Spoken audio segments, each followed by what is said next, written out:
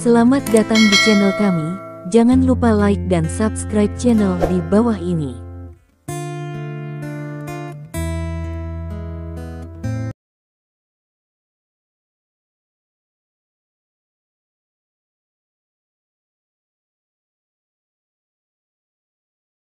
Bab 741. Tidak hanya tidak bisa meyakinkan, tetapi masih terdiam oleh pria tua yang keras kepala ini. Paman, di masa depan, jangan katakan pelanggaran seperti itu.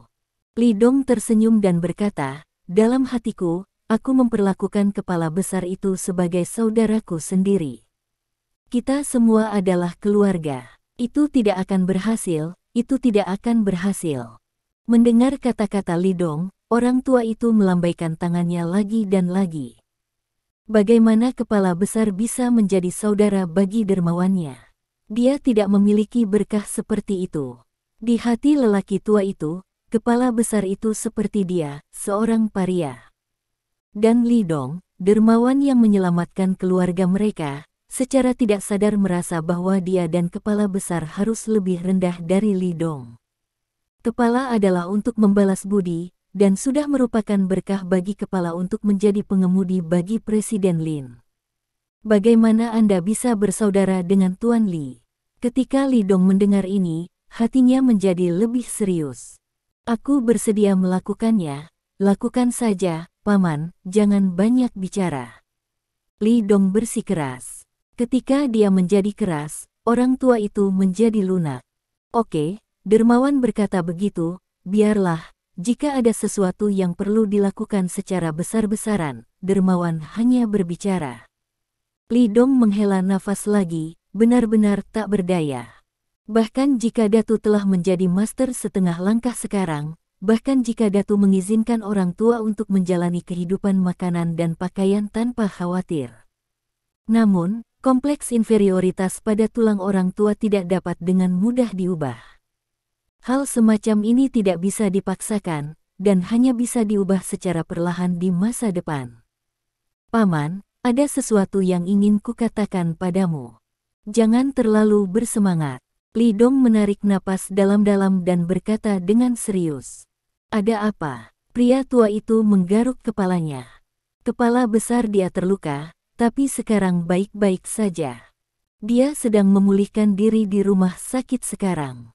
Apa? Terluka? Di mana dia? Apakah ini serius? Ketika lelaki tua itu mendengar bahwa putranya terluka, dia sangat ketakutan sehingga dia hampir menginjak tangga yang kosong dan jatuh.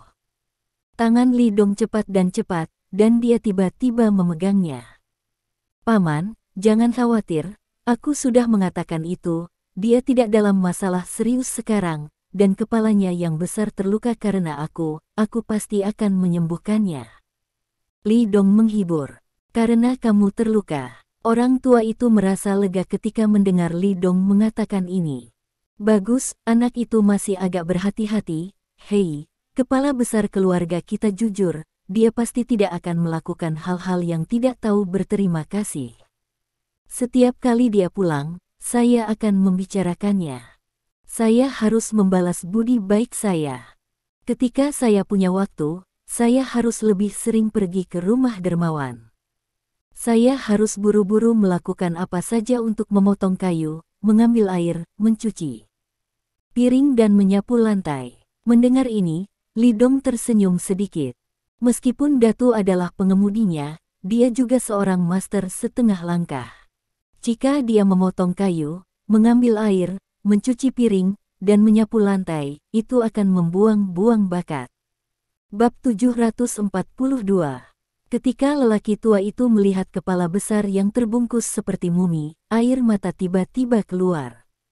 Dia berlari, meraih tangan kepala besar itu dan menyeka air matanya. Kepala besar, apakah ini sakit? Tidak ada rasa sakit. Ketika Dato melihat ayahnya datang, ada jejak kelembutan dan keterikatan di matanya. Tidak apa-apa jika tidak sakit. Apakah kamu baik-baik saja sekarang? Mengapa kamu terluka begitu parah? Paman, aku yang harus disalahkan, akulah yang melukai kepalaku. Li Dong harus meminta maaf lagi dan mengakui kesalahannya. Meskipun dia telah mengatakannya beberapa kali di jalan barusan, lelaki tua itu mungkin telah melupakannya. Sudahlah. Seperti yang dikatakan kepala besar itu, dia melirik Li Dong. Jelas, dia mengatakan ini pada Li Dong. Li Dong tersenyum, kalau begitu kalian berdua mengobrol dengan baik, aku akan menangani beberapa hal dulu. Ketika Li Dong pergi, lelaki tua itu jelas sangat santai. Dia menarik kursi dan duduk di sebelah Datu. Datu, apa yang terjadi? Apakah kamu tidak mengemudi untuk Presiden Lin? Kenapa kamu terluka seperti ini dan mengalami kecelakaan mobil? Lin selalu dalam bahaya, aku akan menyelamatkannya. Kepala besar itu menjelaskan secara singkat bahwa dia tidak ingin memberitahu ayahnya hal-hal rumit seperti itu. Demikianlah seharusnya. Orang tua itu mengangguk dan berkata, keluarga kami berutang terlalu banyak kepada dermawan, dan mereka tidak perlu khawatir tentang makanan atau pakaian. Jika kami ingin membalas mereka, tidak ada cara, tetapi kami memiliki sedikit kekuatan dan kekuatan. Dua kehidupan yang malang. Jika dermawan tidak menyukainya, kami akan memberikannya kepadanya, tetapi Anda harus memperhatikannya di masa depan, tetapi jangan melakukan kesalahan. Keluarga kami hanya bibit, dan saya juga mengandalkan Anda untuk lanjutkan dupa untuk keluarga kita. Kepala besar itu diam dan tidak berbicara. Kenapa? Apakah kamu masih tidak bahagia? Aku tahu temperamenmu. Kamu tidak menjawab ketika kamu mendengar sesuatu yang tidak kamu sukai. Kamu sekarang berusia 20-an. Jika kamu berada di desa kami, kamu pasti sudah lama meminta istri.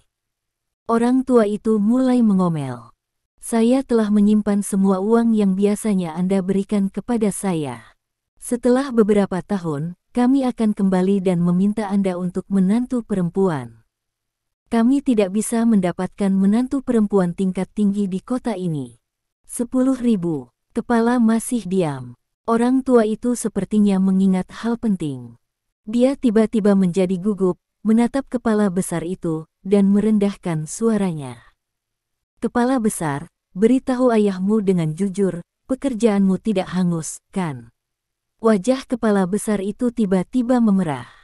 Dia tersipu, tetapi masih tidak berbicara. Hai, sayang, kamu bicara, apakah kamu ingin mengkhawatirkan ayahmu? Pria tua itu gelisah dalam kecemasan, menatap kepalanya yang besar. Tidak, kepala besar itu teredam. Untungnya, wajahnya ditutupi dengan kain kasa tebal, jika tidak, ayahnya akan melihat rasa malu di wajahnya. Seperti kata pepatah, ada 3 jenis kesalehan tidak berbakti, dan tidak ada yang terbesar. Jika Anda ingin memilikinya, maka Anda harus melindungi sumber kehidupan Anda. Jika darah kehidupan dibakar oleh api, bagaimana anak dan cucu akan kenyang di masa depan? Pemikiran orang tua itu sangat konservatif dan tradisional. Tentu saja ia tidak ingin hal seperti ini terjadi pada keluarganya sendiri, maka ia harus memperhatikan hal ini. Mendengar jawaban dari kepala besar itu, sebuah batu besar di hati lelaki tua itu jatuh ke tanah. Dia tersenyum dan berkata sambil menyeringai, itu bagus, kamu akan pergi ke Presiden Lin di masa depan, tunggu beberapa tahun dan simpan cukup uang, lalu kembali dan menikahimu menantu perempuan.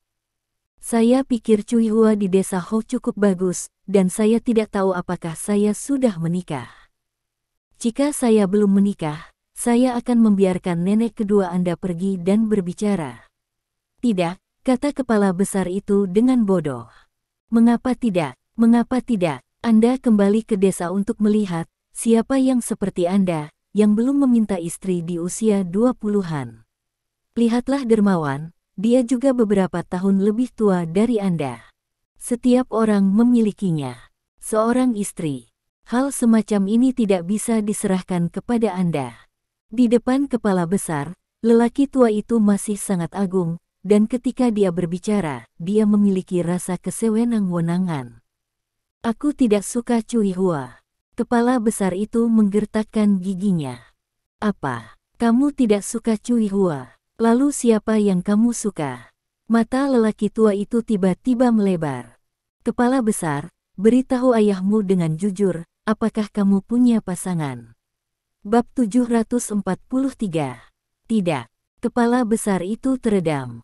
Dia pikir ayahnya agak menyebalkan hari ini, dan dia selalu membicarakan pertanyaan yang tidak akan pernah dia katakan sebelumnya. Tidak ada yang baik-baik saja. Pria tua itu menarik napas lega dan mulai mengomel lagi. Apakah kamu tidak tahu bahwa menantu perempuan di kota itu sangat mahal, dan hadiahnya akan menelan biaya ratusan ribu di setiap kesempatan, dan pasti ada rumah dan mobil. Kamu tahu kondisi keluarga kami, kamu tidak mampu membelinya sama sekali, dan gadis-gadis kecil di kota, satu persatu, dimanjakan, atau gadis-gadis di pedesaan yang masuk akal, dan bekerja dengan lancar. Dengan kepala besar dan wajah hitam, saya bertanya-tanya apa yang membuat orang tua itu kesal hari ini. Dia ingin Lidong mengirim orang tua itu kembali. Dia benar-benar tidak ingin melanjutkan topik semacam ini. Melihat ekspresi tidak senang di mata kepala besar itu, lelaki tua itu akhirnya mengakhiri omelannya. Kamu menyelamatkan Tuan Lin dari cedera, jadi siapa yang akan membantunya mengemudi? Kamu tidak bisa membiarkan dermawanmu mengemudi sendiri. Apa yang harus dilakukan orang ketika kamu sakit dan mengganti pengemudi? Sebenarnya, saya bukan hanya seorang pengemudi. Kepala besar itu mengerang sebentar, dan berkata, tidak hanya menjadi pengemudi. Orang tua itu terkejut dengan berita itu, lalu apalagi yang kamu lakukan selain menjadi sopir? Kamu memberi saya begitu banyak uang, apakah itu berasal dari tempat lain? Apakah Anda melakukan sesuatu yang ilegal? Kepala besar itu memutar matanya. Tidak. Kepala besar berkata dengan sungguh-sungguh, selain mengemudi untuk kakak laki-laki tertua saya juga seorang ahli seni bela diri, dan saya juga disebut sebagai instruktur di grup Lin, yang bertanggung jawab untuk melatih pendatang baru untuk pekerjaan keamanan. Tuan Budo, instruktur. Orang tua itu terkejut, kapan kamu belajar seni bela diri? Sama seperti kamu, bisakah kamu tetap menjadi instruktur? Kakak laki-laki saya mengajari saya untuk berlatih seni bela diri. Saya akan menjadi master seni bela diri sekarang. Kepala dengan cepat berkata. Meskipun lelaki tua itu tidak tahu apa arti master seni bela diri, dia pasti sangat kuat ketika dia mendengarkan nama ini. Guru besar. Orang tua itu telah mendengar kata ini di TV dan tahu bahwa tuannya sangat berkuasa. Ini berarti bahwa putranya benar-benar keluar di atas. Di mana dermawan itu? Aku akan bersujud kepada dermawan itu. Mata lelaki tua itu memerah, mengapa dia begitu baik kepada kita? Saya pikir dia hanya meminta Anda untuk mengemudikan Lin sebagai pengemudi. Tanpa diduga, dia juga mengajari Anda seni bela diri. Master seni bela diri, oke, dengarkan saja judul ini. Sangat kuat. Melihat emosi ayahnya, Datu merasa sangat tidak nyaman. Dia ingin memberitahu ayahnya bahwa yang membuatnya paling bangga bukanlah pencapaian seni bela dirinya, tetapi kemampuannya untuk mengikuti kakak laki-laki terbaik dan paling kuat di dunia. Kakak laki-laki tertua adalah Dewa Perang Timur, dan bisa mengikutinya adalah berkah yang telah dia kembangkan sepanjang hidupnya. Bahkan, ketika dia berada di kampung halamannya, ayahnya sempat berpikir untuk membiarkannya menjadi tentara. Bagi anak-anak pedesaan yang tidak memiliki latar belakang dan tidak memiliki latar belakang, menjadi tentara adalah jalan keluar yang baik. Namun, semakin rendah, semakin gelap. Datu ingat dengan jelas bahwa ayahnya membawa 2 ekor ayam kampung kepada kepala desa, menjelaskan niatnya untuk membiarkan putranya menjadi tentara. Kepala desa melengkungkan bibirnya dan berkata, putramu tidak memenuhi syarat. Kemudian, kepala besar mengetahui bahwa kepala desa telah menjual 3 rekrutan di desa masing-masing seharga 5.000 yuan. Setelah itu, dia mengikuti ayahnya ke kota dan semakin merasakan dingin dan gelapnya masyarakat ini. Sejujurnya, ini adalah pertama kalinya dia merasakan kehangatan dan martabat dari Lidong. Itu sebabnya dia sangat berterima kasih. Bab 744.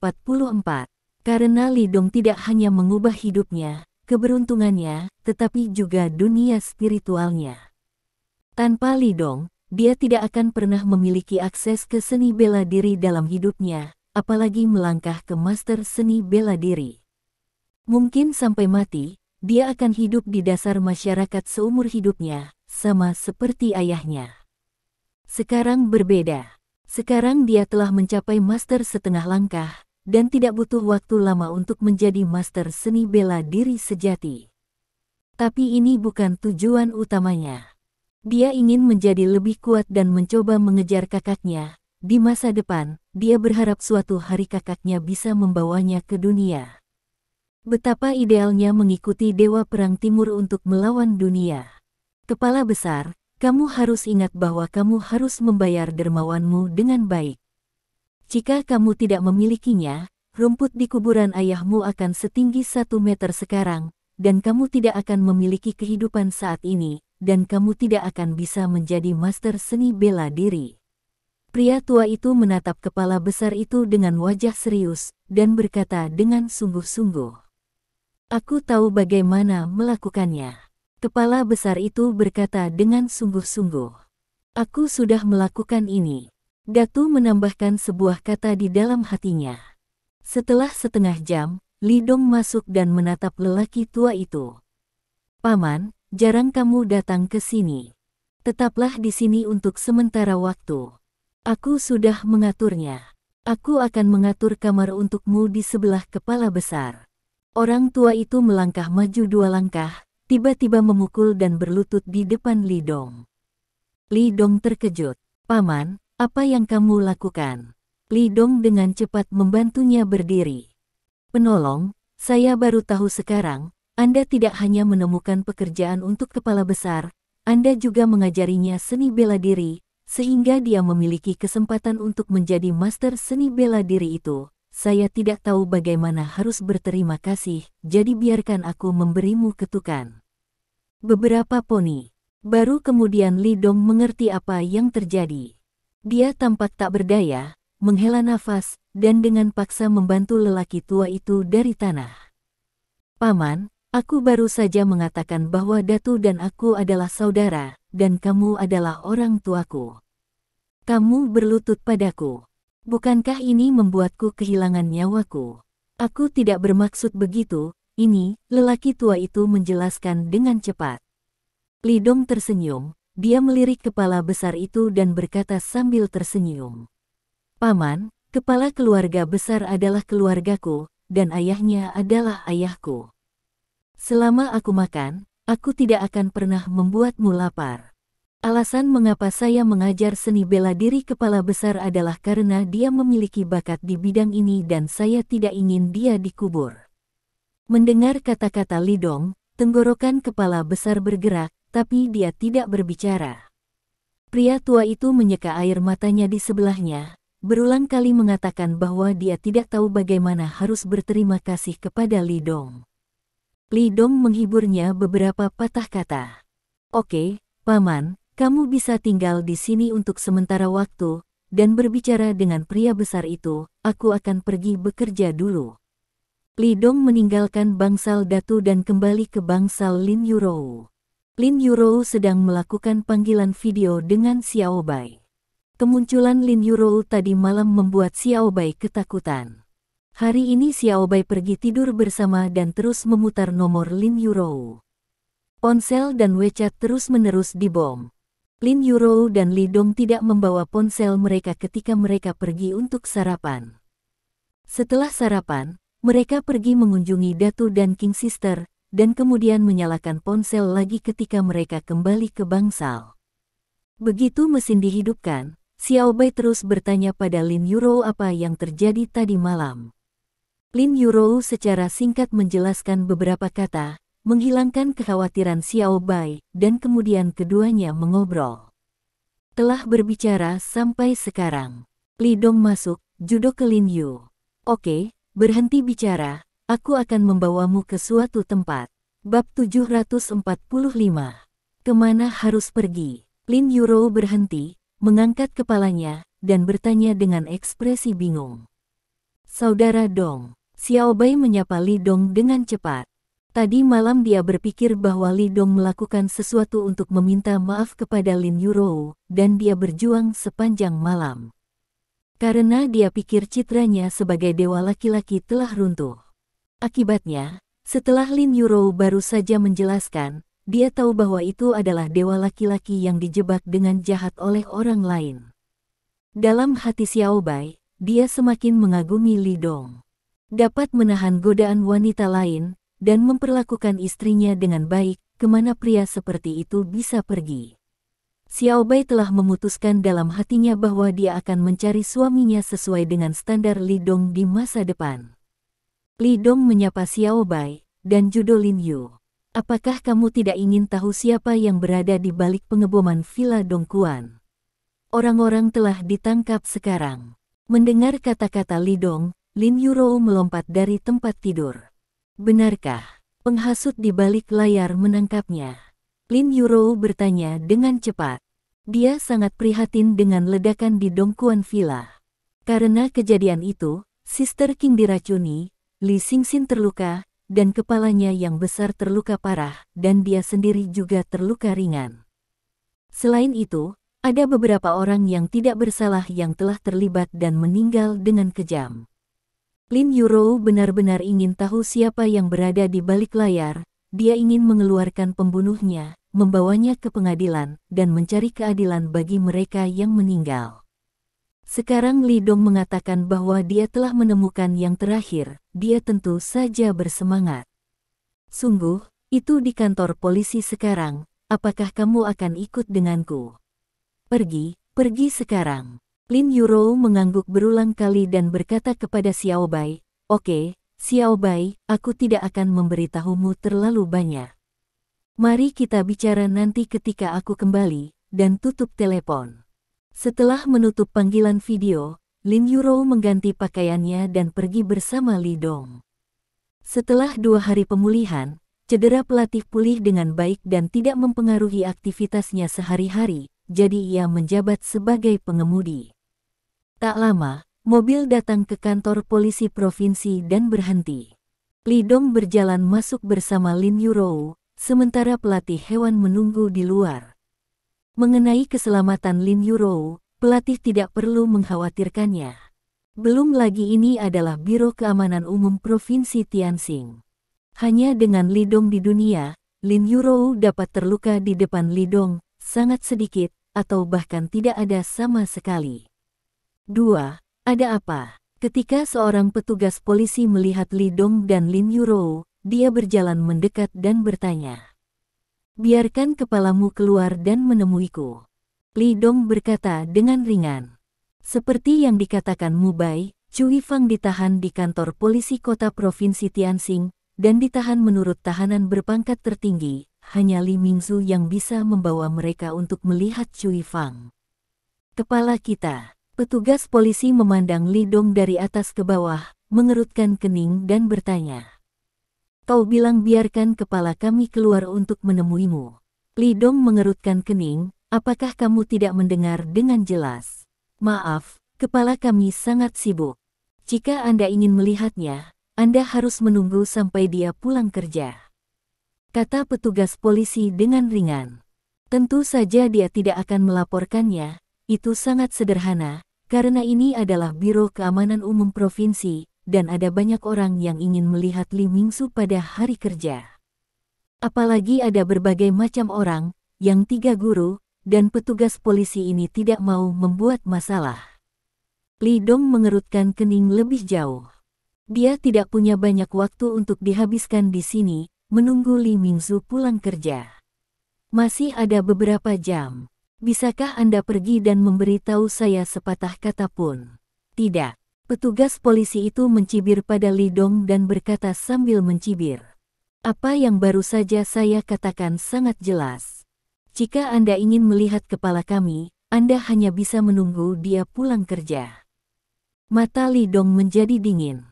Bab 746. Dia tidak memiliki nomor ponsel Li Mingzu, jika tidak, dia hanya akan menelepon secara langsung, tanpa harus bergulat dengan petugas polisi kecil ini di sini. Tidak hanya dia tidak memiliki nomor Li Mingzu, Lin Yurou juga tidak. Karena Li Dong dan Lin Yurou hanya berurusan dengan Li Mingzu sekali, terakhir kali mereka berada di Villa Dongguan. Li Dong dan Lin Yurou memang memiliki jumlah pemimpin besar, tetapi tidak perlu menyusahkan para pemimpin besar di ibu kota provinsi untuk hal semacam ini. Pada saat ini, Lin Yurou berbicara. Kami memiliki hal-hal yang sangat penting untuk dilihat dengan Direktur Li Anda, jadi silakan pergi dan beritahu kami. Petugas polisi melirik Lin Yurou, kilatan kejutan melintas di matanya. Dia belum pernah melihat wanita cantik seperti itu. Namun, bahkan Lin Yurou, dia tidak memberi muka. Silakan pergi, Anda di sini, itu telah memengaruhi pekerjaan kami. Yah, kamu tidak ingin menelepon, maka kita pergi sendiri. Li Dong meletakkan kata-kata ini, dan berjalan langsung ke atas bersama Lin Yurou. Setelah melihat ini, wajah petugas polisi berubah. Dia bergegas ke Li Dong dan menghentikan Li Dong dengan tangan terbuka. Berhenti, apa yang ingin kamu lakukan? Petugas polisi menatap Li Dong dengan ekspresi jelek dan berteriak. Apakah kamu tahu tempat apa ini? Mengapa? Apakah kamu masih ingin secara paksa masuk ke Biro Keamanan Publik kami? Menyingkir. Mata Li Dong tenggelam. Dia memiliki kesabaran yang terbatas, dan dia dapat melihat bahwa petugas polisi ini dengan sengaja mempersulit mereka.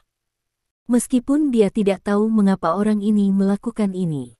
Keluar, tolong keluar sekarang, kalau tidak, aku akan menangkapmu karena memaksa masuk ke organ keamanan publik.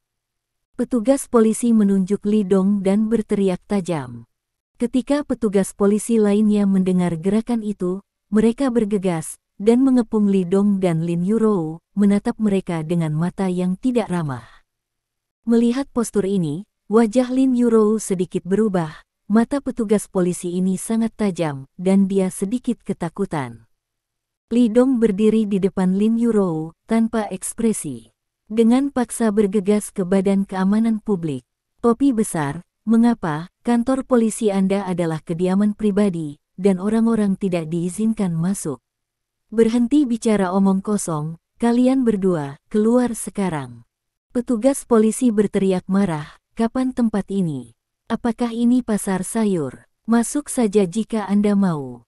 Kepala kami tahu segalanya setiap hari, dan tidak ada waktu untuk mengurus Anda.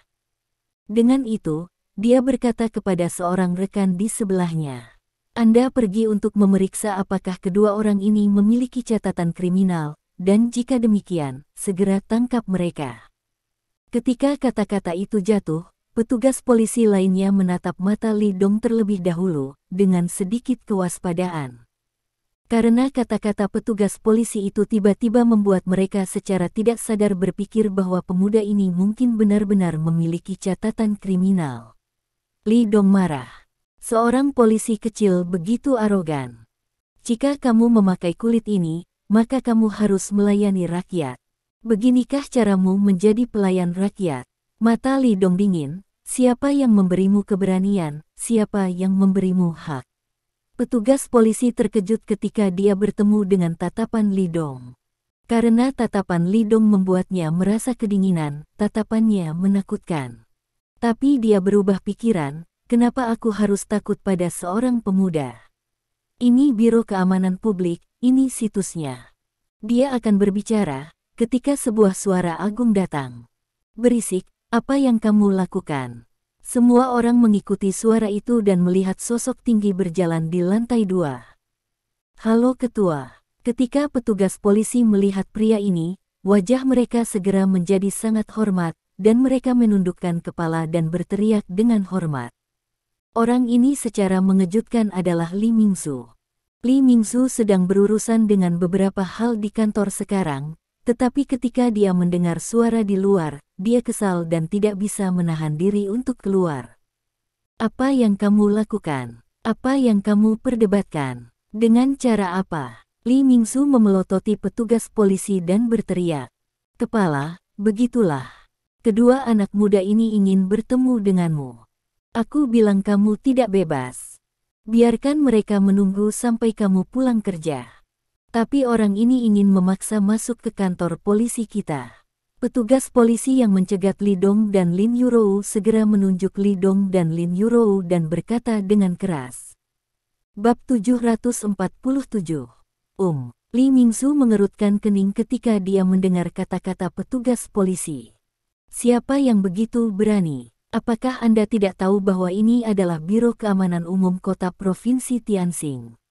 Berani terburu-buru secara paksa, makan keberanian hati beruang dan macan tutul. Dia mengikuti, dan segera melihat Li Dong dan Lin Yurou berdiri di sana dengan pandangan kosong. Melihat Li Dong, wajah Li Mingsu tiba-tiba berubah.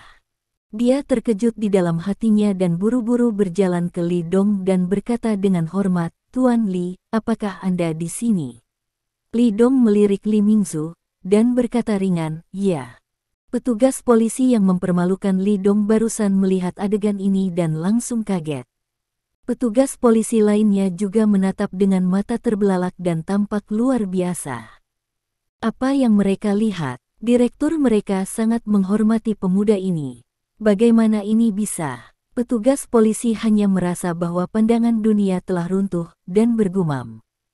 Pada hari kerja, Li Mingsu sangat bermartabat. Di depan bawahannya, dia tidak pernah tegas, dan tidak ada yang pernah melihat Li Mingsu memperlakukan seseorang dengan begitu hormat.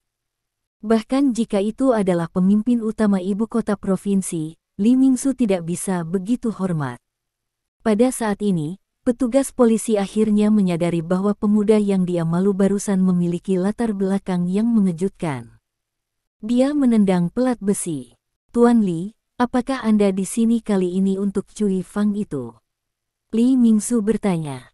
Mu Bai sudah menyapanya sebelumnya, mengatakan bahwa Li Dong secara pribadi akan menginterogasi Cui Fang. Justru karena kata-kata Mu Bai dia tidak keluar dalam 2 hari terakhir dan sedang menunggu dalam permainan. Ya, Li Dong mengangguk, apakah interogasi sudah keluar? Ya, aku sudah menjelaskan semuanya. Li Mingsu mengangguk. Cui Fang adalah penghasut di balik pemboman Villa Dongguan. Setelah Li Mingsu menangkapnya, dia segera menginterogasinya.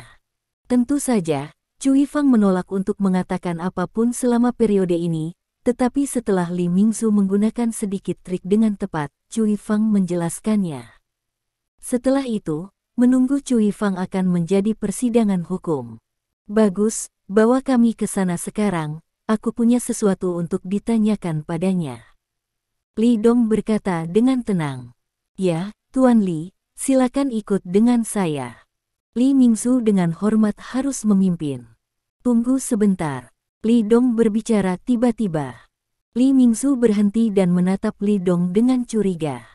Ketika polisi memakai kulit ini, mereka harus melayani rakyat. Anda sebaiknya berurusan dengan kambing hitam individu. Saya tidak ingin melihat atau mendengar hal seperti itu terjadi di masa depan. Li Dong berkata dengan ringan. Li Mingsu terkejut sejenak, dan kemudian segera mengerti arti dari kata-kata Li Dong. Ya, Tuan Li, saya tahu. Li Mingsu menatap petugas polisi yang baru saja mempermalukan Li Dong, wajahnya menjadi sangat suram. Dia menunjuk ke petugas polisi dan menatapnya. Artinya jelas, dan saya akan menyelesaikan akun dengan Anda nanti. Kemudian Li Mingsu melirik petugas polisi lainnya dan berteriak, "Apa yang kamu lakukan di sekitar sini? Tidak ada yang bisa dilakukan, kan?" Wow! Ketika kata-kata itu selesai, petugas polisi lainnya segera bubar. Petugas polisi itu pucat. Dia tahu bahwa karir polisinya sudah berakhir. Kemudian, di bawah kepemimpinan Li Mingsu, Li Dong dan Lin Yurou segera datang ke tempat Cui Fang ditahan. Itu juga merupakan pusat penahanan Biro Keamanan Publik. Bab 748. Ini adalah tempat di mana tersangka ditahan meskipun Cui Fang telah menjelaskan semuanya sekarang, dia belum diadili oleh pengadilan, jadi dia secara alami ditahan di sini. Dia ditahan di dalam. Tuan Li, Presiden Lin, Anda bebas, Anda dapat menelepon saya jika Anda memiliki sesuatu. Li Mingsu membawa Li Dong dan yang lainnya ke sel tempat Cui Fang ditahan dan segera pergi. Buka pintunya. Li Dong berkata ringan kepada petugas polisi yang menjaga di sebelahnya. Petugas polisi yang berjaga melihat sikap hormat Li Mingzu terhadap Li Dong barusan, dan tidak berani mengabaikannya, dan dengan cepat membuka pintu sel. Lin Yuro tampak penasaran, dia ingin tahu apa motif suci di balik pengeboman di Dongguan Villa. Terlalu berani. Itu beberapa nyawa. Saat sel terbuka, Li Dong membuka pintu dan masuk terlebih dahulu. Lin Yuro mengikuti dari belakang. Di dalam sel, Cui Fang sedang duduk di kursi dengan tangan di borgol. Dia duduk di sana dengan tatapan kosong, kepalanya acak-acakan dan matanya kosong. Dia telah mengakui segalanya, yang berarti bahwa setelah dituntut, dia akan dijatuhi hukuman oleh pengadilan, yang kemungkinan akan menjadi hukuman mati. Mendengar suara pembukaan sel, Cui Fang mengangkat kepalanya tanpa sadar, dan segera setelah dia melihat bahwa orang-orang yang masuk adalah Li Dong dan Lin Yuro, wajahnya tiba-tiba berubah. Apakah itu kamu? Untuk Li Dong dan Lin Yuro, dia sekarang dapat dianggap sebagai orang yang sangat dibenci. Secara khusus, dia ditangkap terlebih dahulu, dan dia mengakui segalanya, yang berarti bahwa di masa depan dia ingin membalas dendam, hampir tidak mungkin. Tidak ada balas dendam, ini adalah keengganan terbesarnya. Mengapa dia harus kehilangan cintanya, dan mengapa musuhnya bisa hidup bahagia? Ini tidak adil. Jadi melihat Li Dong dan Lin Yuro lagi, semua kemarahannya terungkap. Meskipun Cui Fang memiliki rambut yang acak-acakan, Lin Yuro sekilas mengenalinya. Itu kamu. Lin Yuro menatap Li Dong dengan tatapan kosong. Ya, dia adalah orang yang berada di balik pengeboman Villa Dongguan. Li Dong berkata dengan sungguh-sungguh. Wajah Lin Yuro berubah lagi. Dia menatap Cui Fang dengan tidak percaya, matanya penuh kesedihan. Meskipun Cui Fang merayu Li Dong untuk menghancurkan hubungan antara dia dan Li Dong, pada kenyataannya, Lin Yuro tidak membenci Cui Fang. Karena dia tahu seluk-beluk hal, dan tahu bahwa suami Cui Fang meninggal karena Li Dong.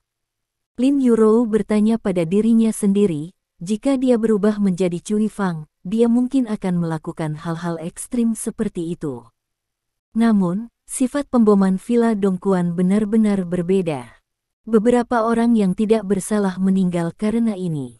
Saudari Wang Fang, mengapa kamu melakukan ini?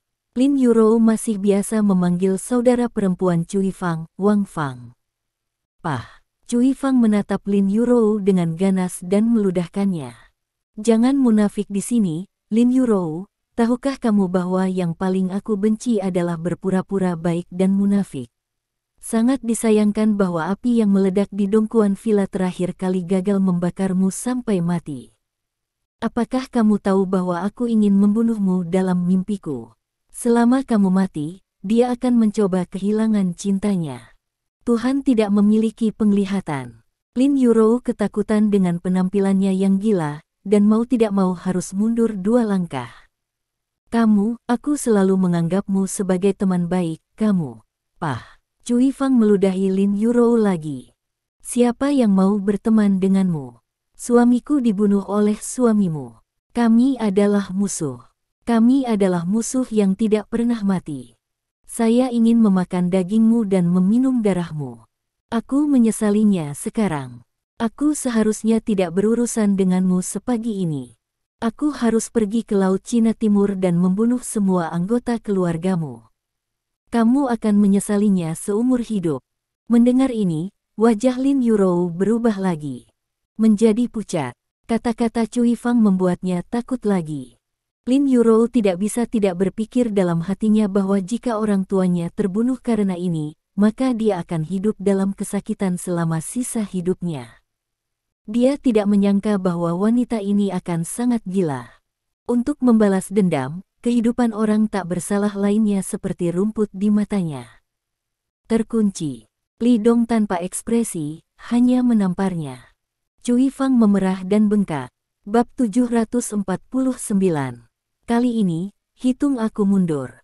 Cui Fang menatap Li Dong dan Lin Yuro dengan ekspresi pahit di wajahnya. Jika aku bisa keluar hidup-hidup, aku bersumpah, Aku harus membunuh semua orang di sekitarmu, dan aku harus membuatmu lebih baik daripada mati. Ahahaha. Dia tertawa liar, dengan rambut acak-acakan, tampak seperti hantu. Pada saat ini, Cui Fang benar-benar gila. Kebencian yang tak terbatas benar-benar membanjiri dirinya. Melihat penampilan Cui Fang, Lin Yurou tidak merasa kasihan lagi di hatinya. Hanya ada ketakutan yang tak terbatas. Pada saat ini, dia akhirnya menyadari bahwa dia layak menjadi saudara perempuan dari wanita yang mengerikan selama periode waktu ini. Pihak lain tidak hanya menginginkan dia dan nasib Li Dong, tetapi juga ingin membunuh orang tuanya. Untuk tujuan ini, bahkan dengan mengorbankan nyawa yang tidak bersalah. Wanita ini adalah orang gila. Setan. Keluar hidup-hidup, kamu tidak punya kesempatan seperti itu. Li Dong berkata dengan tenang, kamu akan dihukum oleh hukum, kamu akan dihukum mati, dan tidak ada yang bisa menyelamatkanmu. Cui Fang sepertinya tidak mendengarnya, masih tertawa terbahak-bahak. Li Dong mengerutkan kening dan meraih tangan Lin Yurou. Ayo pergi, wanita ini gila. Wajah Lin Yurou sedikit pucat. Setelah mendengar ini, dia mengangguk patuh, dan mengikuti Li Dong keluar dari sel. Li Mingsu mengirim mereka keluar dari kantor polisi. Di dalam mobil, melihat wajah Lin Yurou yang tidak baik, pelatih tidak mengambil inisiatif untuk berbicara dengan Li Dong dan mengemudikan mobil dengan tenang. Di kursi belakang, Li Dong melihat bahwa wajah Lin Yurou tidak baik dan menghibur, tidak apa-apa, masalah ini telah berlalu. Lin Yurou mengangguk, dia masih memiliki rasa takut di hatinya. Dia tidak bisa berpikir bahwa Cui Fang akan begitu gila. Tidak hanya ingin membunuhnya, tetapi juga ingin membunuh orang tuanya dan orang-orang di sekitarnya. Selain ketakutan, Lin Yurou masih sedih. Bagaimanapun, dia benar-benar menganggap Cui Fang sebagai temannya saat itu. Lin Yurou adalah orang yang sangat emosional, dan dia secara alami tidak nyaman ketika adegan seorang teman menjadi musuh dipentaskan padanya. Apakah dia benar-benar akan dihukum mati? Lin Yurou mau tidak mau bertanya. Bisa. Li Dong mengangguk dan berkata dengan sungguh-sungguh, kali ini apa yang dia lakukan telah melanggar hukum. Dia harus membayar harga yang pantas untuk kejahatan yang dia lakukan. Jika tidak ada kematian yang disebabkan oleh ledakan di Dongguan Villa, mungkin Li Dong akan melihat wajah Lin Yurou dan menyelamatkan nyawanya. Namun, pengeboman Villa Dongguan menyebabkan Sister King diracuni dan hampir meninggal karena luka serius, akibatnya beberapa orang yang tidak bersalah terbunuh. Cui Fang harus membayar hutangnya.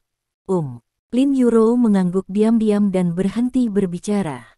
Melihat penampilan Lin Yurou, Li Dong menghela nafas dalam hati. Meskipun dia tidak ingin Lin Yurou disakiti, tetapi hal semacam ini harus dihadapinya secara langsung. Keluarga Chu, mata Li Dong sedikit menyipit. Sepertinya sudah waktunya untuk pergi ke utara. Pada waktu itu, utara, rumah Cui, bajingan, terkunci. Bab 750. Cui Jianhua sangat marah dan menamparkan wajah Cui Ze dengan tamparan keras. Sejauh ini, keluarga Cui telah menerima berita tentang penangkapan dan penahanan Cui Fang di Pusat Penahanan Biro Keamanan Umum Provinsi Tianxing. Cui Jianhua sudah tahu tentang keluarga Cui yang menyewa pembunuh dan pengeboman Villa Dongguan. Pada saat ini, dia sangat marah. Cui Fang adalah putri kedua yang paling dicintainya. Sejak kematian Wang Wu, dia telah menyandarkan hampir semua cintanya pada Cui Fang. Tidak peduli apa yang diinginkan Cui Fang, dia mencoba yang terbaik untuk memuaskan. Namun, meski begitu, Cui Fang masih tidak bahagia, hidup dalam kebencian dan kesakitan sepanjang hari. Cui Jianhua sangat menyadari kebencian Cui Fang terhadap Li Dong, tetapi dia tidak membiarkan Cui Fang meninggalkan utara setengah langkah. Karena dia tahu betul bahwa jika Cui Fang pergi mencari Li Dong itu, bukan saja dia tidak akan bisa membunuh lawannya, tetapi malah akan mengambil nyawanya sendiri dengan sia-sia. Namun, dia bertahan melawan pertahanan malam, dan tidak pernah menyangka pengkhianat akan muncul di rumah. Dengan bantuan Cui Ze, Cui Fang meninggalkan utara dan pergi ke provinsi Tianxing sendirian untuk menemukan Li Dong untuk membalas dendam. Pada saat itu, dia tahu bahwa dia sudah marah sekali, dan menggunakan semua kekuatannya untuk mendapatkan kembali Cui Fang. Tapi dia gagal. Cui Jianhua hanya bisa berdoa di dalam hatinya, berdoa agar putrinya yang berharga dapat kembali dengan selamat. Tetapi pada akhirnya, dia menunggu berita seperti itu. Cui Fang ditangkap oleh Biro Keamanan Umum Kota Provinsi Tianxing atas tuduhan membeli pembunuhan di balik layar. Apa artinya ini? Kejahatan seperti itu sudah cukup untuk menghukum mati Cui Fang. Setelah diadili, dia akan benar-benar kehilangan putrinya Cui Fang. Apa yang menyebabkan semua ini adalah Cui Ze, bajingan. Bukankah kamu mengatakan bahwa Xiao Fang akan baik-baik saja? Sekarang, dia ditangkap karena membeli pembunuhan di belakang layar. Kamu bajingan, bagaimana kamu berjanji padaku? Sekarang dia ada di tangan Li Dong itu, apalagi yang bisa dia lakukan? Dia pasti akan disiksa sampai mati. Ini semua kamu. Jika bukan karena kamu, dia tidak akan meninggalkan rumah untuk menemukan Li Dong dan Cui Ze itu. Kamu terlalu mengecewakanku. Jika sesuatu terjadi pada Xiao Fang, aku tidak akan pernah membiarkanmu. Wajah Cui Ze juga jelek. Faktanya, Cui Fang pergi ke provinsi Tianxing, dia telah mengharapkan hasil seperti itu sejak lama. Tetapi ketika hasil ini datang, Cui Ze juga sedikit panik. Jika memungkinkan, dia lebih suka ditangkap sendiri. Cui Fang hanyalah seorang wanita, dan dia tidak memiliki kerabat, tidak ada alasan, dan tidak ada dukungan keluarga. Dia pasti harus menanggung banyak penderitaan. Memikirkan hal ini, Cui Ze tidak bisa menahan diri untuk tidak mengepalkan tinjunya, hatinya teriris. Paman, tidak ada gunanya bagimu untuk menyalahkanku sekarang.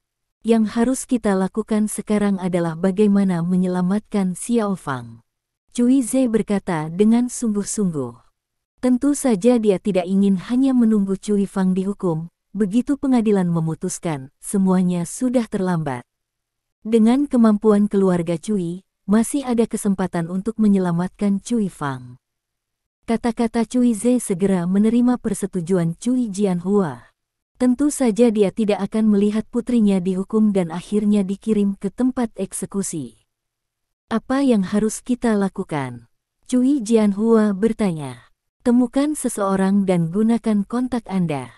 Cui Ze berkata dengan sungguh-sungguh, sekarang Xiao Fang ditahan di pusat penahanan Biro Keamanan Umum di kota Provinsi Tianxing. Dia belum dituntut, dan pengadilan belum memutuskan, jadi kita punya kesempatan. Direktur Biro Keamanan Umum Kota Provinsi Tianxing bernama Li Mingzu. Dia diterjunkan dari utara negara kita. Pemimpin lamanya adalah Jenderal Besar Qin Jiansu dari wilayah militer utara. Dia menjabat sebagai wakil komisaris politik dari wilayah militer utara. Kami memintanya untuk menekan Li Mingzu. Saya yakin Li Mingzu tidak akan berani menolak. Selama kami membawa Xiao Fang kembali dari provinsi Tianxing, cara mengoperasikannya akan sederhana. Untuk Cui Ze, Cui Fang dituduh melakukan kejahatan serius, tetapi untuk keluarga Cui, itu bukan tanpa kelonggaran. Selama keluarga Cui bersedia membayar harga dan menemukan pengganti orang mati, Cui Fang pasti dapat menghindari bencana ini. Ini juga satu-satunya kesempatan untuk menyelamatkan Cui Fang. Jika kesempatan ini dilewatkan, Cui Fang benar-benar akan berakhir. Mendengar kata-katanya, mata Cui Jianhua berbinar. Dia bingung sekarang, dan bahkan tidak memikirkannya. Cepat, bersiaplah. Ayo segera pergi ke wilayah militer utara. Aku akan mengunjungi tetua Tan Jiansu secara langsung. Saat ini, Cui Jianhua dan Cui Ze membawa beberapa pengawal dan langsung pergi ke wilayah militer utara.